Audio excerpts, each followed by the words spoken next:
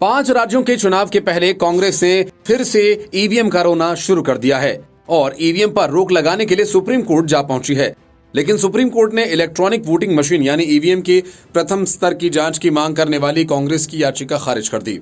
ये पहली बार नहीं है जब कांग्रेस और विपक्षी दलों ने ईवीएम के खिलाफ मोर्चा खोला हो। हर चुनाव के पहले ईवीएम के खिलाफ बयान दिए जाते हैं और चुनाव हारने के बाद आरोप ईवीएम पर लगा दिए जाते हैं, लेकिन जीत मिलने पर खामोश हो जाते हैं। पिछले दिनों शरद पवार ने तो ईवीएम के खिलाफ बड़ी मीटिंग की थी। 5 राज्यों को और फिर लोकसभा के चुनाव होने हैं, इसलिए कांग्रेस ईवीएम और voter verified paper audit trail यानी वीवीपैट की प्रथम स्तर की जांच के संबंध में राज्य चुनाव आयोग की कार्रवाई का विरोध किया था। सर्वोच्च न्यायालय ने कहा कि ये प्रक्रिया संपूर्ण है और पक्ष इस पर भरोसा करता है।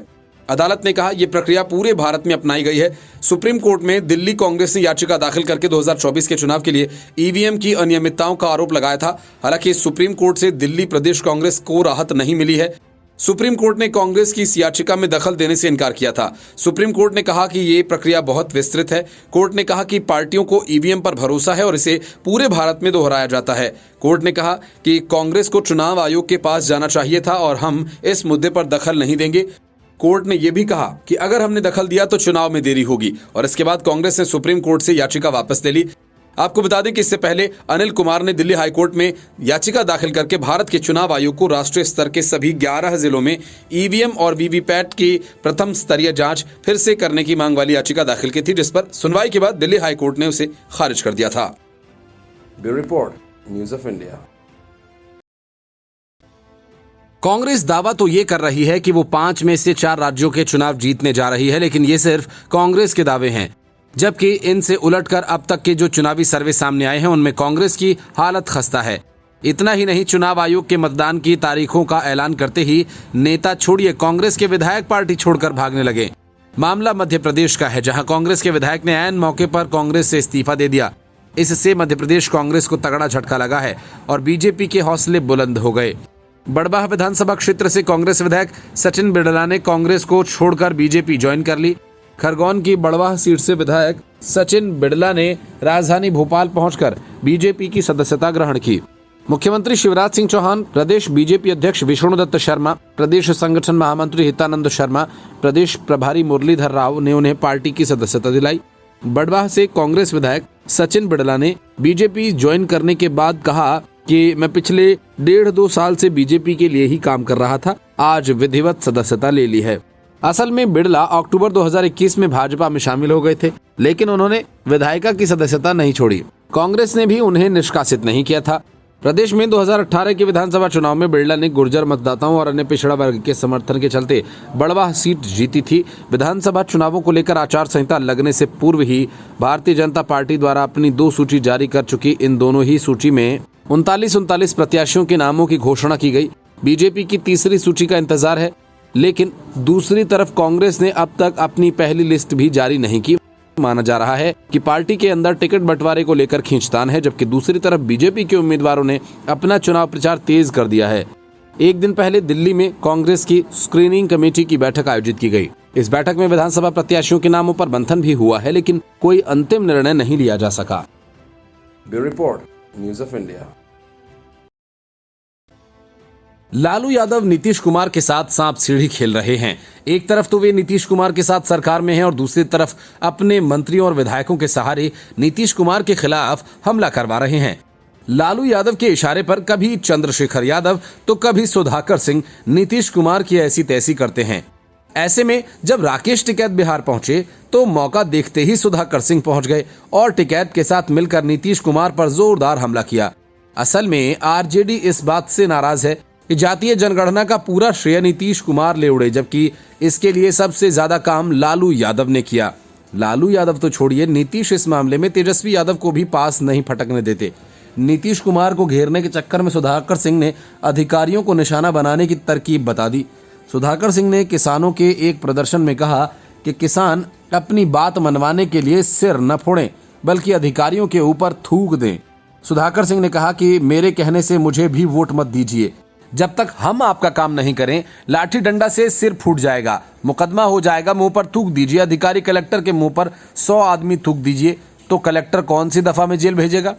सुधाकर सिंह कैमूर में किसान महापंचायत में पहुंचे थे। सुधाकर सिंह ने आगे कहा कि आप कलेक्टर को फटा हुआ जूता का माला पहनाइए, जूता का माला पहनने पर कौन दफा लगेगा, सिर फोड़िएगा तो 302 का मुकदमा चलेगा। चौक चौराहे पर सब्जी खरीदने आ रहे अधिकारी को अंगूठा हिलाकर दिखाइए, इस पर कोई दफा नहीं लगेगा। सुधाकर सिंह जिस समय किसानों को ये सलाह दे रहे थे उस वक्त मंच पर राकेश टिकैत भी मौजूद थे। सुधाकर सिंह ने जब अधिकारियों को सबक सिखाने का तरीका बताया तो सुधाकर सिंह का जयकारा भी लगा। कैमूर में भारत माला परियोजना के तहत बनारस कोलकाता एक्सप्रेस वे बनाने को लेकर केंद्र सरकार किसानों का जमीन ले रही है। किसानों का आरोप है कि उन्हें उचित मूल्य नहीं मिल रहा है। आरजेडी की तरफ से बार बार चेतावनी देने के बावजूद विधायक सुधाकर सिंह मुख्यमंत्री नीतीश के खिलाफ आग उगलते रहे हैं। जनवरी माह में उन्होंने सीएम नीतीश कुमार को झूठा करार दे दिया था। खगड़िया में सुधाकर सिंह ने कहा था कि मुख्यमंत्री कहते कुछ हैं और करते कुछ। उन्होंने कहा कि सरकार कहती है बिहार में व्यापक बदलाव आया है, मैं पूछता हूं कि बदलाव कहां है। लोग समझ नहीं पा रहे, जो कहा गया है वह वास्तव में हुआ है। Bureau report, news of India. Rahul Gandhi की वजह से कांग्रेस में बड़ा हंगामा खड़ा हो गया है। पहले अभिषेक मनु सिंघवी ने राहुल गांधी के खिलाफ मोर्चा खोला था और अब आचार्य प्रमोद कृष्णम भी खुलकर सामने आ गए हैं।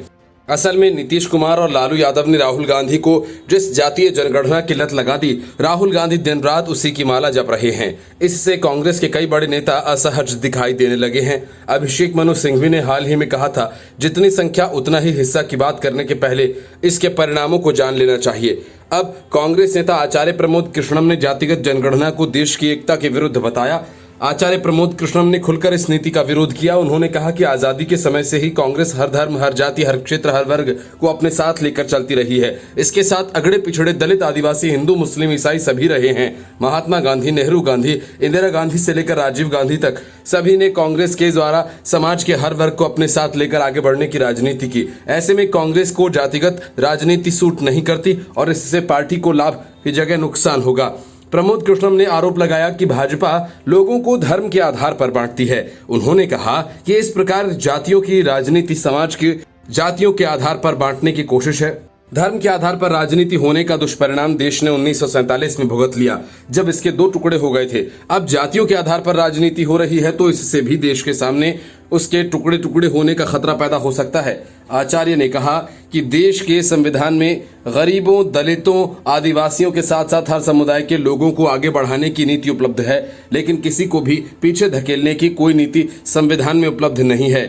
उन्होंने कहा कि ओबीसी जातियों के मुद्दे को गैर जरूरी तरीके से उठाने और ऊंची जातियों को हर बात के लिए खलनायक की तरह पेश करने से सामाजिक असंतोष भड़क सकता है, जो देश की एकता के लिए ठीक नहीं होगा। इसलिए कांग्रेस को इस तरह नीति नहीं अपनानी चाहिए। कांग्रेस के एक अन्य शीर्ष नेता ने कहा कि देश की सत्ता की राह उत्तर प्रदेश से होकर जाती है। पार्टी यहां पर भाजपा से नाराज अगड़ी जातियों और मुस्लिमों को अपने साथ लेकर यहां अपनी मजबूती की राह तलाश रही थी। इसी नीति पर चलते हुए यूपी कांग्रेस अध्यक्ष अजय राय ने अपना स्वागत धार्मिक रीति रिवाज से करवाया। प्रदेश कार्यालय में भगवान परशुराम की मूर्ति लगाई। ब्राह्मण नेताओं की जयंती जिलेवार स्तर पर मनाकर अपने साथ लाने का प्रयास किया। पार्टी को इसका लाभ मिलता दिखाई पड़ रहा था। नए प्रदेश अध्यक्ष की जगह ब्राह्मण और भूमिहार जातियों की ओर से स्वागत किया गया। इसका संकेत माना जा सकता है कि यूपी कांग्रेस के नेताओं का मानना है कि यहां पर पिछड़ी जातियों की जातिगत राजनीति की दावेदारी के रूप में समाजवादी पार्टी बहुत मजबूत है। ऐसे में कांग्रेस को इसका लाभ नहीं मिलेगा, जबकि ओबीसी आरक्षण की राजनीति करने से दूसरे तबके के साथ हाथ छिटक कर दूर किए जा सकते हैं। इससे पार्टी को नुकसान हो सकता है। प्रदेश नेताओं का मानना है कि ओबीसी की राजनीति करने से पूरा मामला यादव बनाम अन्य ओबीसी वाला हो सकता है। इससे भी पार्टी को नुकसान हो सकता है। उत्तराखंड में पूरी राजनीति ठाकुर और ब्राह्मण आधारित रही है। हिमाचल प्रदेश में भी कमोबेश इसी तरह की स्थिति है। लेकिन यदि कांग्रेस केवल ओबीसी समुदाय की राजनीति को प्रमोट करती है तो उससे प्रदेश की उच्च जातियां और इसके खिलाफ हो सकती हैं। Bureau report, news of India.